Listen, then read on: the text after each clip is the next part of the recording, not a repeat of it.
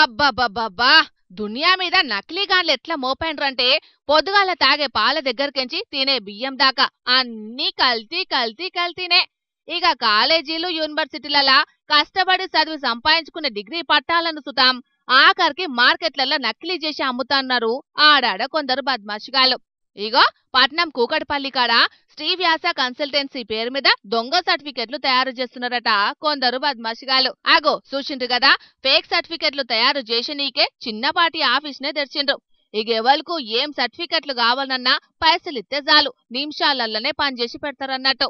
పెద్ద చదువుల కోసం బయట దేశాలకు పోవాలనుకునే పిల్లగాండ్లనే టార్గెట్ చేసి గీదంతా చేస్తున్నారట. ఇక యూనివర్సిటీల పేరు మీద నకిలీ ఇంజనీరింగ్ డిగ్రీ పట్టాలను తయారు చేసి విద్యార్థులకు అమ్ముతున్నారట.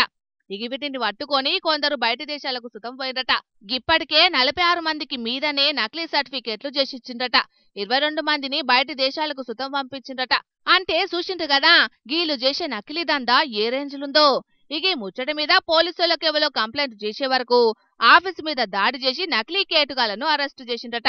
ఇక ఎవరైతే నకిలీ సర్టిఫికెట్లతోని వీసాలు తీసుకున్నారో ఆల మీద సుతం ఎంక్వైరీ చేసే పనుల పడ్డారట పోలీసోళ్ళు. ఇక ఈ వీడియో సోషల్ మీడియాలో వైరల్ అయ్యే వరకు గిసొంటి ఫేక్ సర్టిఫికెట్లతోని ఇంజనీర్లు అయితున్నోళ్లే దేశంలో అడ్డదిడ్డంగా ఫ్లైఓవర్లు కట్టి మనుషుల పానాలతోని చెలగాట మారుతున్నారు.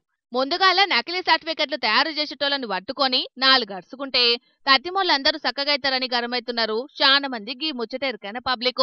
చూసిండ్రు కదా పబ్లిక్, షార్ట్ కట్ రూట్ల పోవాలని గిట్లనే అడ్డదారులు దొక్కిండ్రంటే పోలీస్ కేసులతోటి లైఫ్ మొత్తం స్పాయిల్ చేసుకున్నోళ్ళైతారు. ఏదన్నుంటే కష్టపడి సాధించుకొని నియత్గా కొలువులైనా ఇంకేదైనా సంపాదించుకోవాలి. గంతేగాని గిసొంటోళ్ళ మాయమాటలను నమ్మి జీవితాల్ని నాశనం చేసుకోకుండ్రి. ఏమంటున్నాం?